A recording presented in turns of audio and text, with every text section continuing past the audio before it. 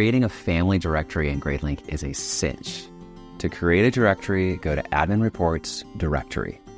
Each row represents one family.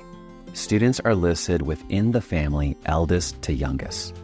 If a student belongs to a second family, he or she will appear twice, once under Family 1 and again under Family 2. You can customize the directory using the top bar. Select what information to display, including phone numbers, addresses, children names, and ages. Filter by active or inactive students, and filter by grade levels. There's also a search, which lets you search anything such as zip codes or city.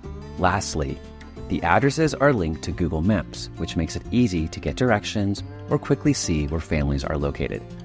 And that's it. Creating a customized family directory in Gradelink is that easy. With flexible filters and search options, you have all the information you need right at your fingertips to create an amazing directory. So try it out today.